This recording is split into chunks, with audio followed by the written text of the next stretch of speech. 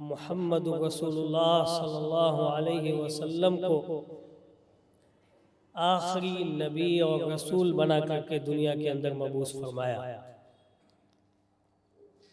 اور اس بعثت کے ذریعے سے پوری دنیا انسانیت کے اوپر بالعموم اور ہم مسلمانوں اور ایمان والوں کے اوپر بالخصوص احسان کیا ہے، اور پیارے نبی محمد رسول اللہ صلی اللہ علیہ وسلم کو ہمارے لیے بہترین اسوہ اور آئیڈیل بنایا۔ یوں تو آپ صلی اللہ علیہ وسلم ساری دنیا انسانیت کے لیے آئیڈیل ہے، اس لیے کہ آپ جیسا کوئی کامل انسان نہیں، اور آپ کے جیسی سیرت تاریخ انسانی میں کسی کی بھی نہیں۔ آپ کی سیرت جامع ہے، شامل ہے، ہمہ گیر ہے، اور آفاقیت سے بھری ہوئی ہے۔ پیارے نبی محمد رسول اللہ صلی اللہ علیہ وسلم کا ایک سب سے اہم اور بہترین سیرت کا جو گوشہ ہے وہ آپ صلی اللہ علیہ وسلم کا عفو درگزر کر دینا ہے، معاف کر دینا ہے۔ پیارے نبی محمد رسول اللہ صلی اللہ علیہ وسلم اپنے جانی دشمن کو، جس نے آپ کو قتل کرنا چاہا، آپ کے قتل کا مکمل ارادہ کیا، پختہ عزم کر کے قتل کے راستے پر نکلا، آپ کے گھر تک پہنچا، اور اس کو بھی آپ صلی اللہ علیہ وسلم نے معاف فرما دیا۔ میرے بھائیوں، عموماً انسان اس وقت معاف کرتا ہے یا عفو درگزر سے کام لیتا ہے جب کسی آدمی سے عام حالت میں غلطی ہو جاتی ہے، یا عام حالت میں کوئی انسان کسی کے ساتھ بدخلقی سے پیش آتا ہے، بےہودگی سے پیش آتا ہے، عام حالت ہوتی ہے اس کی، پہلے سے دشمنی نہیں ہوتی، پہلے سے عداوت پال کر کے دل میں نہیں رکھتا، پہلے سے بغض اور عناد دل کے اندر نہیں ہوتا، اور وہ اچانک غلطی کر جاتا ہے کسی کے حق میں، تو ایسے شخص کو عموماً لوگ معاف کرتے ہیں۔ اخلاقی صفت ہوتی ہے، اگر کوئی نرم مزاج آدمی ہے، نرم خو ہے، خلیق ہے، اچھائی اور خوبیوں سے وہ مزین ہے، اس کی سیرت میں اس کا دخل ہے، تو ایسے لوگوں کو، ایسے لوگ معاف کر دیا کرتے ہیں۔ لیکن معافی اور عفو درگزر اس وقت جبکہ کوئی شخص کسی کو بہت زیادہ تکلیف پہنچا رہا ہو، عداوت اور دشمنی پال کر کے دلوں میں رکھتا ہو، ہر لمحہ ہر گھڑی اس انتظار میں ہو، اس گھات میں ہو کہ کب موقع ملے اور اسے تکلیف پہنچائی جائے اور اسے ہی اس کے ساتھ ایذا رسانی کی جائے، ایسے شخص کو معاف کرنا یہ بڑے جگر کی بات ہوتی ہے۔ جب ایسے شخص پر انسان قابو پا لیتا ہے، ایسا شخص جب کسی کی گرفت میں اور مکمل قبضے میں آتا ہے اور شکست ریختہ ہوتا ہے، تو اس وقت ایسے اس قسم کے لوگوں کو معاف کر دینا، عفو درگزر سے کام لینا اور جان بخشی کر دینا، یہ بڑی عظمت کی بات ہے اور اخلاق کے سب سے اونچے مرتبے پر فائز ہونے والا ہی انسان یہ کر سکتا ہے۔ اور بلا شک و شبہ پیارے نبی محمد رسول اللہ صلی اللہ علیہ وسلم کی ذات گرامی ایسی ہی تھی۔ اللہ نے قرآن کریم کے اندر اس کی وضاحت فرمائی، وَإِنَّكَ لَعَلَىٰ خُلُقٍ عَظِيمٍ، آپ تو اخلاق کے بڑی عظیم مرتبے پر فائز ہیں۔ میرے بھائیوں، محترم بزرگوں، فتح مکہ کے تعلق سے گزشتہ خطبے میں کچھ تفصیلات آپ کے سامنے آئی تھی اور یہ بتایا گیا تھا کہ فتح مکہ کا سبب کیا ہوا تھا۔ بدعہدی، معاہدے کا توڑنا، اور وہ بھی یہ بے وفائی اور بدعہدی صرف توڑنا نہیں تھا، بلکہ پیارے نبی محمد رسول اللہ صلی اللہ علیہ وسلم کے حمایتی قبیلہ بنی خزاعہ کے اوپر قتل و غارت گری کا بازار گرم کیا گیا تھا، حتیٰ کہ حرم کے اندر اسے قتل کیا گیا تھا اور اسے کسی بھی طرح سے معاف نہیں کیا جا سکتا تھا۔ اس کے نتیجے میں، اس بدعہدی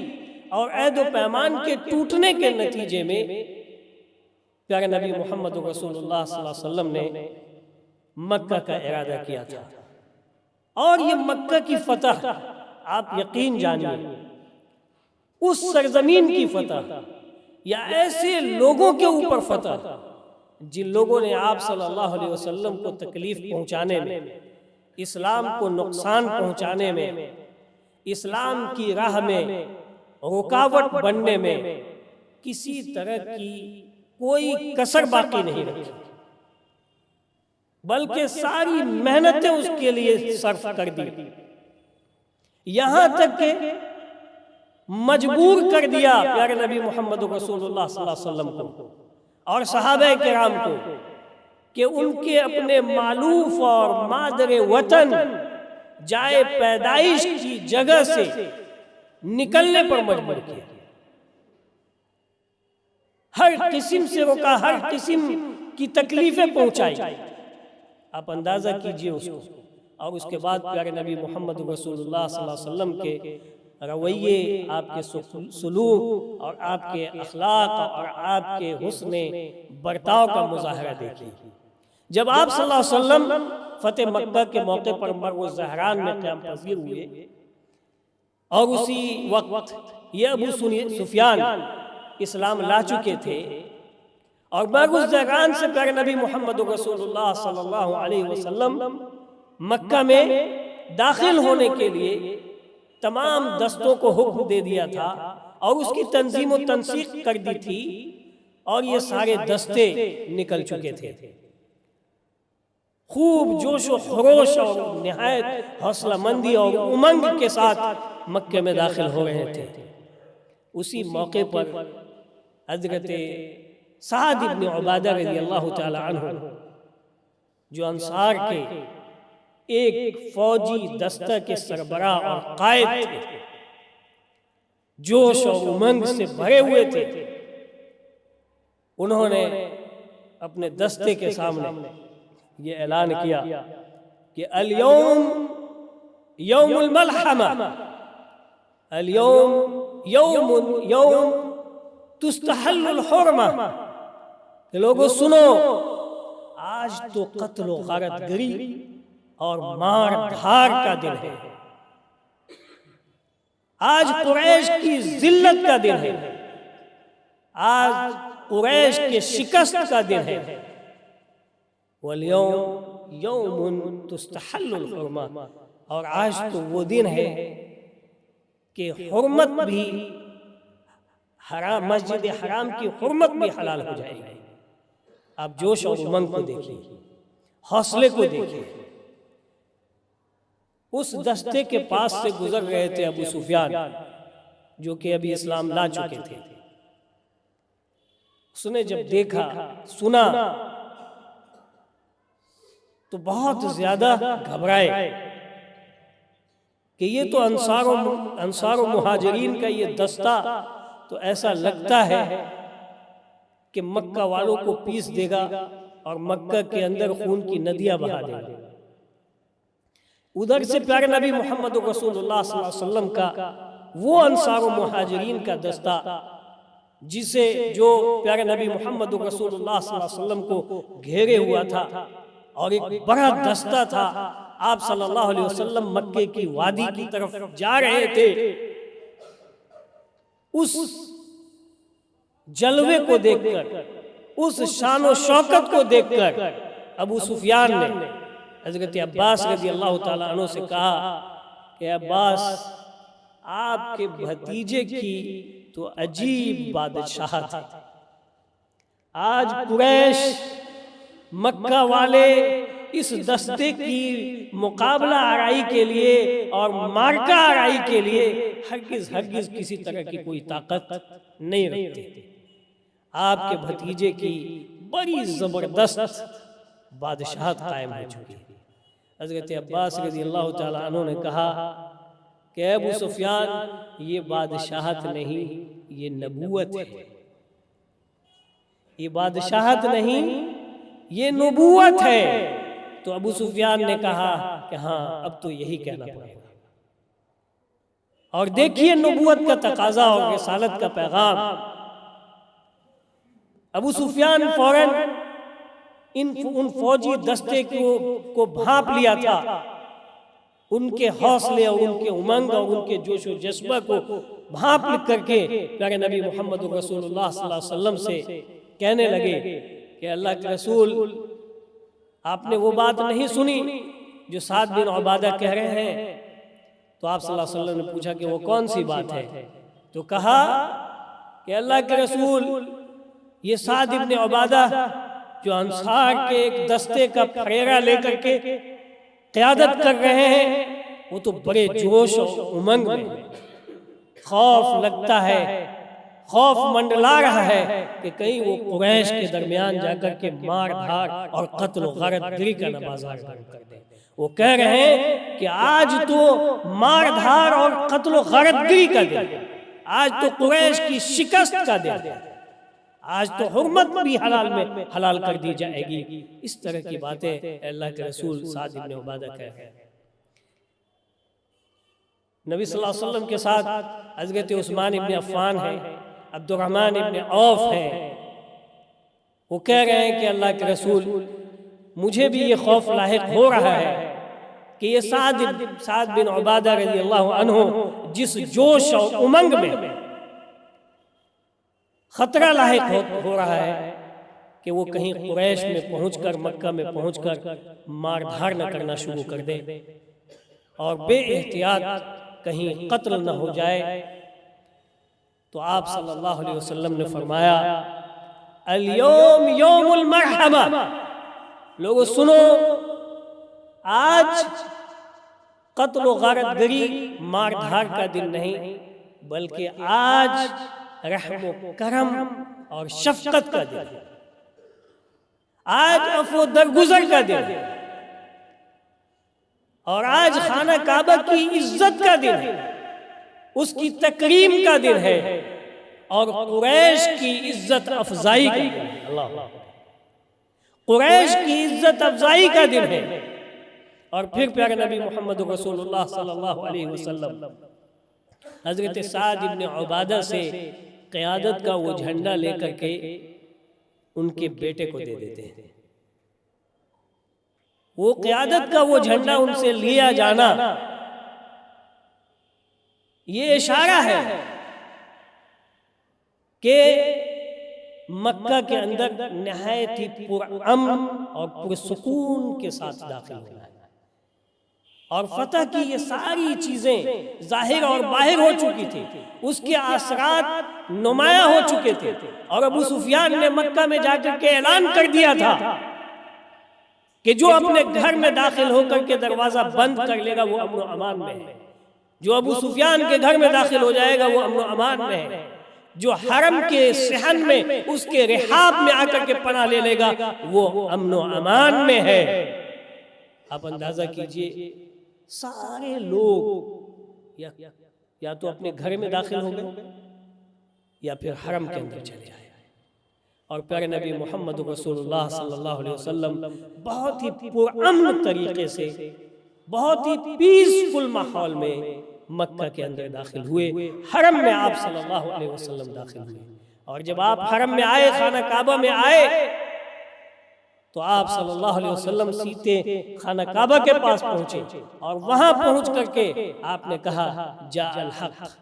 وزہق الباطل ان الباطل کان زہوقا، لوگوں یہ حق آ چکا ہے، باطل کو سرنگو ہونا تھا،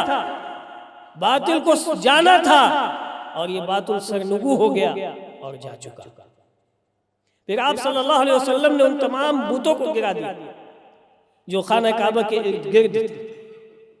پھر اس کے بعد آپ صلی اللہ علیہ وسلم نے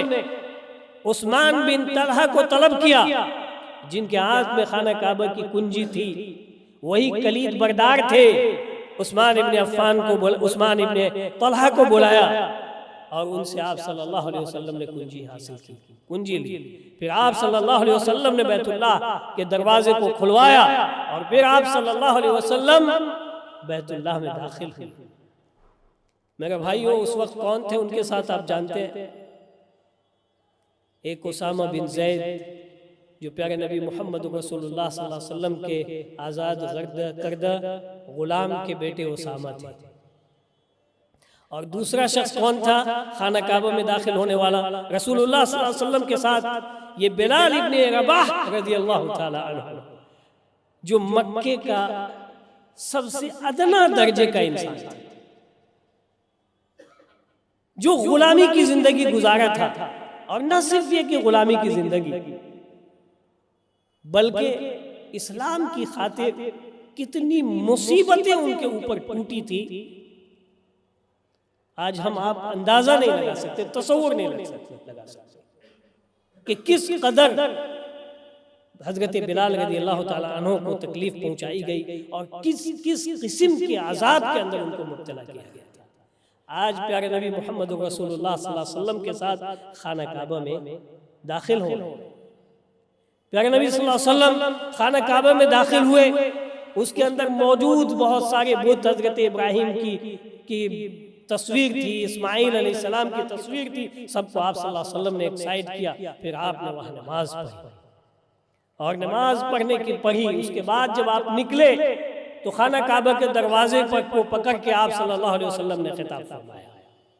اور کہا لا الہ الا اللہ وحدہ انجز وعدہ نصر عبدہ وہزم الاحزاب وحدہ۔ یہ وہی دعا ہے جو حجاج کرام صفا اور مروہ کے اوپر پہنچ کر کے پڑھتے ہیں، لا الہ الا اللہ وحدہ، اس اللہ کے علاوہ تمہارا کوئی معبود نہیں ہے، وہ اکیلا معبود برحق ہے، اس کا کوئی شریک اور ساجی نہیں ہے۔ انجز وعدہ، اسی اللہ نے اپنے وعدے کو پورا فرمایا ہے، وَنَصَرَ عَبْدَهُ، اور اپنے بندے کی اس اللہ نے مدد فرمائی ہے، وَحَزَمَ الْأَحْزَابَ وَحْدَهُ، اور اس اللہ نے خود ہی تمام احزاب اور تمام دشمنوں کے اوپر اپنے بندے کو فتح نصیب فرمائی ہے۔ پھر آپ صلی اللہ علیہ وسلم نے اس آیت کی تلاوت فرمائی، یا ایوہ الناس انا خلقناکم من ذکر و انثى وجعلناکم شعوبا وقبائل لتعارفوا ان اکرمکم عند اللہ اتقاکم۔ لوگوں، اللہ تعالیٰ فرماتا ہے یا ایوہ الناس، لوگوں، ہم نے تمہیں ایک مرد اور ایک عورت سے پیدا کیا ہے، ہم نے تمہیں قبیلوں کے اندر اور خاندانوں کے اندر منقسم کیا ہے، تقسیم کیا ہے، لتعارفوا، تاکہ تم ایک دوسرے کو پہچان سکو، تاکہ تم ایک دوسرے کی تمہاری پہچان برقرار ہو۔ لیکن یہ کوئی معیار نہیں ہے، یہ کوئی رفعت و عظمت کا معیار نہیں ہے، بلکہ ان اکرمکم عند اللہ اتقاکم، ان اکرمکم عند اللہ اتقاکم، تم میں کا سب سے مکرم اور سب سے معزز وہ ہے جس کا ایمان اللہ کے اوپر ہے اور جو اللہ سے سب سے زیادہ ڈرنے والا ہے۔ اور پھر آپ صلی اللہ علیہ وسلم نے مزید لوگوں کو اللہ کی توحید کی طرف بلایا اور شرک سے لوگوں کو متنبہ کیا اور ڈرایا۔ اور پھر آپ صلی اللہ علیہ وسلم نے اخیر میں لوگوں سے یہ کہا کہ لوگوں تمہارا کیا خیال ہے کہ اب ہم تمہارے ساتھ کیا سلوک کرنے والے ہیں؟ مکہ والوں نے کیا کہا کہ محمد آپ کریم بھائی ہیں، اخ کریم وابن اخ کریم، آپ تو کریم بھائی ہیں، آپ کریم بھائی کے بیٹے ہیں، آپ سے خیر و بھلائی کے علاوہ ہم کچھ امید ہی نہیں کرتے۔ پیارے نبی محمد رسول اللہ صلی اللہ علیہ وسلم کا رویہ کیا ہوتا، کیا سلوک ہو سکتا تھا؟ آپ اندازہ کیجئے کہ ایک انسان کو اپنی جائے پیدائش سے، اپنے وطن سے اور اپنی سرزمین سے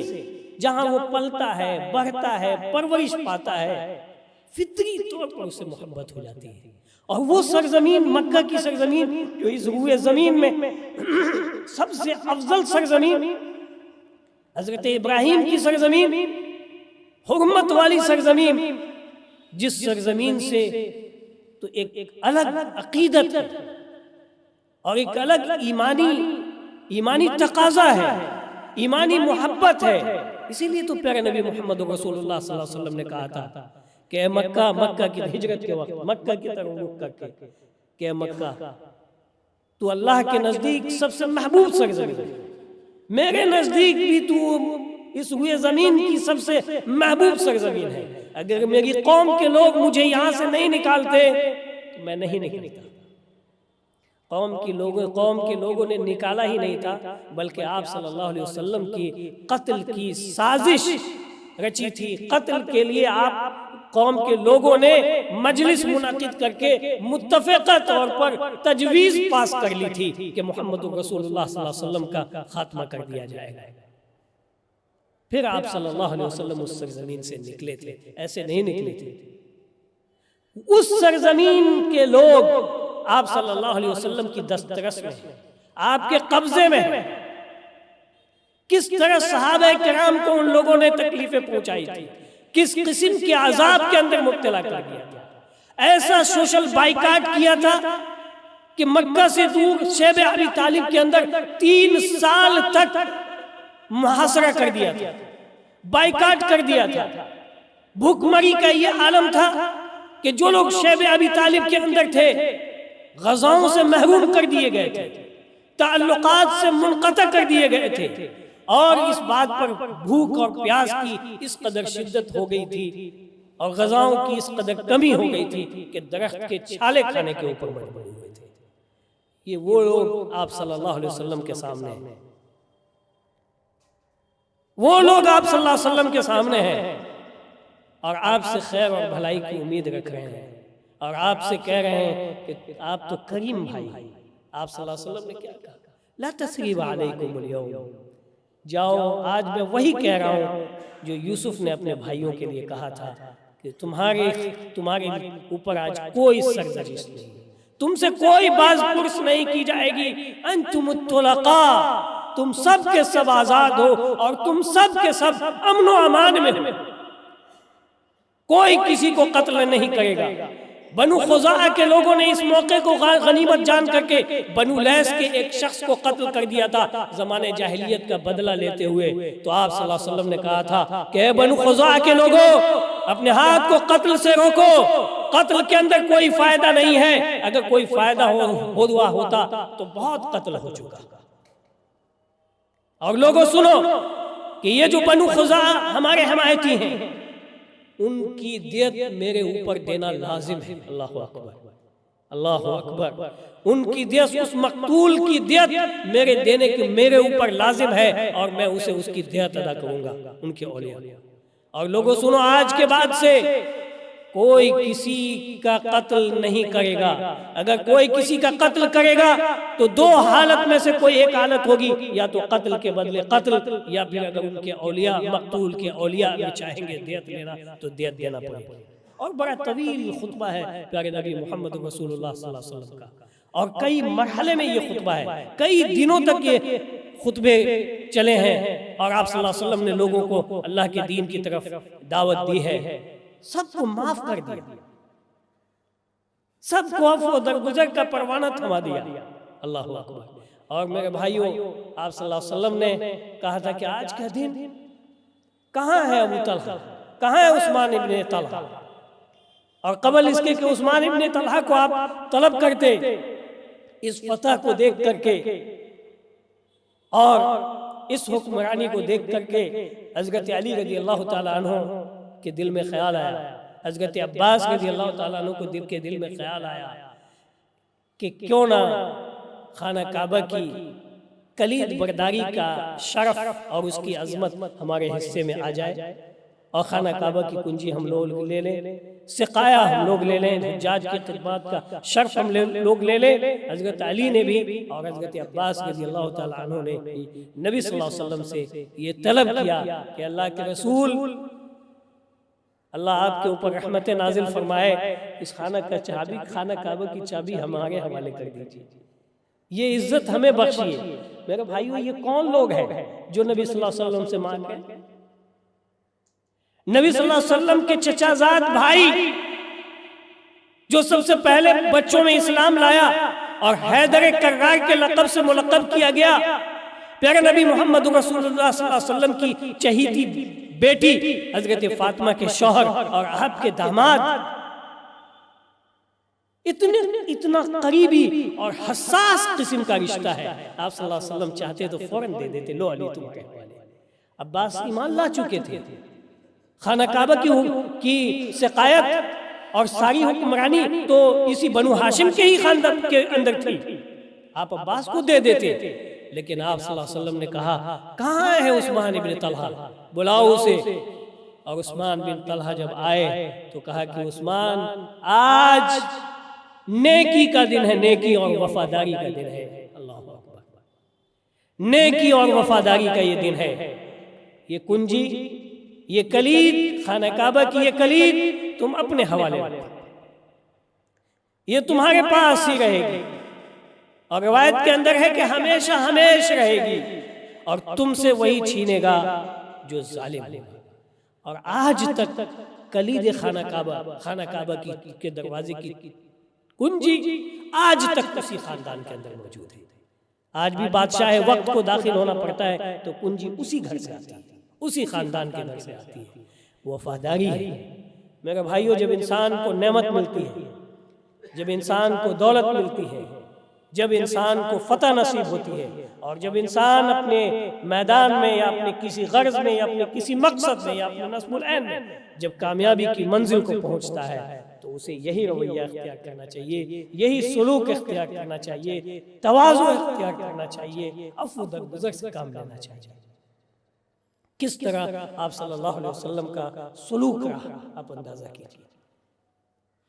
عفو درگزر ہے، نیکی ہے، وفاداری ہے۔ آپ اندازہ لگا سکتے ہیں کہ جن لوگوں نے آپ صلی اللہ علیہ وسلم کے ساتھ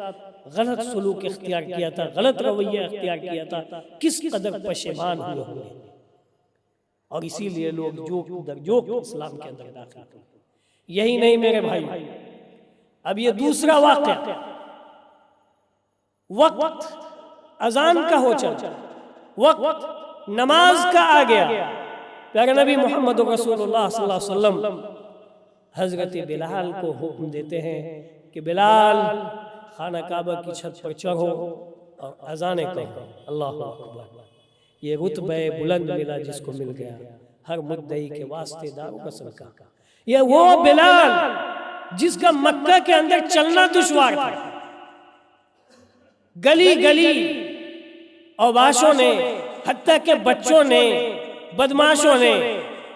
ان کے گردنوں میں رسیاں ڈال کر کے گلی گلی گھمایا، مارا پیٹا، تپتی ہوئی ریت کے اوپر، جلتی ہوئی ریت کے اوپر لٹایا، اور اوپر سے تپتا ہوا پتھر آپ کے سینے کے اوپر رکھا، اور پھر بھی آپ اپنے دین سے نہیں پھرے اور عہد عہد کا نعرہ بلند کرتے رہے۔ کس قدر تکلیف اٹھائی تھی، آج اللہ رب العالمین نے کیسی عظمت سے نوازا ہے، کتنا بڑا رتبہ آپ تصور کیجئے، معاشرے کا ایک ادنا قسم کا آدمی. میں کچھ ایسے الفاظ نہیں بولنا چاہتا یا میں اس تعبیر میں نہیں کہنا چاہتا کہ کہیں بلال کی عظمت میں کہیں گستاخی نہ ہو، اس لیے میں ادنا کا لفظ استعمال کرتا. قوم تو کیا سمجھتی تھی آپ اس کے بارے میں ان کے بارے میں تصور کر لیجئے، لیکن عظمت اور رفعت دیکھیں. ان اکرمکم عند اللہ اتقاکم. معزز اور مکرم بننا ہے تو ایمان کی طاقت پیدا کرو، عمل صالح کے راستے کے اوپر گامزن ہو، تب دیکھو کہ عظمت کی شان کیا ہوتی ہے اور مقام اور رتبے کی بلندی کا کیا عالم ہوتا ہے. حضرت بلال، خانہ کعبہ کا صحن لوگوں سے کھچا کھچ بھرا ہے اور حضرت بلال توحید کی آواز کو بلند کر رہے ہیں، اذان دے رہے ہیں. من بطأ عمله لم يسرع به حسبه. جس کے ایمان اور عمل نے پیچھے کر دیا ہے اس کا حسب و نسب اسے آگے نہیں کر سکتا. کتنے بنی ہاشم کے لوگ جو سب سے اعلیٰ درجے کے حسب و نسب میں ہیں ایمان نہیں لائے. کتنے بنی عبد مناف جن کا مقابلہ ہمیشہ بنی ہاشم کے ساتھ رہتا تھا، حسب و نسب اور عز و شرف کے اندر مارکہ آرائی اور مقابلہ آرائی رہا کرتی تھی. کتنے ایسے جو ایمان نہیں لائے اور اپنی عزت و مرتبے کے زوم اور تکبر اور نخوت کے زوم کے اندر اپنے آپ کو تباہ اور برباد کر لیا. لیکن ایک انسان جو زیرو پوائنٹ کے اوپر وہ اپنے ایمان اور عمل کی برکت سے اس مقام اور رتبے تک پہنچتا ہے، ایمان اور عمل کی برکت سے. یہ برکت اتنی کہ پیارے نبی محمد رسول اللہ صلی اللہ علیہ وسلم کہہ رہے ہیں کہ میں نے بلال کو جنت کے اندر آگے چلتے ہوئے دیکھا. میں نے دیکھا کہ اس کے چلنے کی آواز آ رہی ہے امامی، میرے آگے. آپ صلی اللہ علیہ وسلم نے بلال کو بلایا، بلال تک یہ خبر پہنچی. آپ صلی اللہ علیہ وسلم نے حضرت بلال سے پوچھا کہ کون سا عمل ہے، کس وجہ سے تو جنت کے اندر تم کو میں نے آگے بڑھتے ہوئے دیکھا اور تمہاری چلنے کی آواز آ رہی تھی. حضرت بلال غور و فکر میں لگ گئے اور کہا کہ اللہ کے رسول ایسا تو کوئی عمل نہیں ہے، لیکن جب بھی میرا وضو ٹوٹتا ہے میں بے وضو ہو جاتا ہوں، فوراً میں وضو کر لیتا ہوں، اور جب وضو کر لیتا ہوں تو اللہ رب العالمین کے لیے 2 رکعت لازمی طور پر پڑھ لیتا ہوں، جس کو سنت الوضو ہے. آپ صلی اللہ علیہ وسلم نے کہا کہ وہ بہا، اسی کی وجہ سے اللہ نے تمہیں یہ رتبہ دیا ہے. میرے بھائیو، عمل کی قیمت ہے. ایمان اور عمل صالح انسان کو کس رتبے اور کس مقام تک پہنچاتا ہے ہم آپ تصور نہیں کر سکتے. تو یہ فتح کا ایک نمونہ تھا. جب قوم مارکہ آرائی کرتی ہے تو دنیا کے سامنے کئی قسم کے نمونے آتے رہتے ہیں فتح و شکست کے. فتح و شکست کا دنیا نے ایسا نمونہ کبھی نہیں دیکھا ہوگا، نہ ماضی میں اور نہ ہی مستقبل میں دیکھ سکے. یہ نمونہ تھا جو نبوت کے لیے خاص تھا، اور اسی نمونے کو ہم لوگوں کے لیے نمونہ بنایا گیا اور اسی کے اوپر چلنے کی ہمیں ترغیب دی گئی ہے. لقد کان لکم فی رسول اللہ اسوۃ حسنہ. بے شک تمہارے رسول کی زندگی میں تمہارے لیے بہترین نمونہ ہے. اللہ تعالی ہم سبوں کو آپ صلی اللہ علیہ وسلم کی سیرت کے مطابق چلنے کی توفیق عنایت فرمائے. آمین.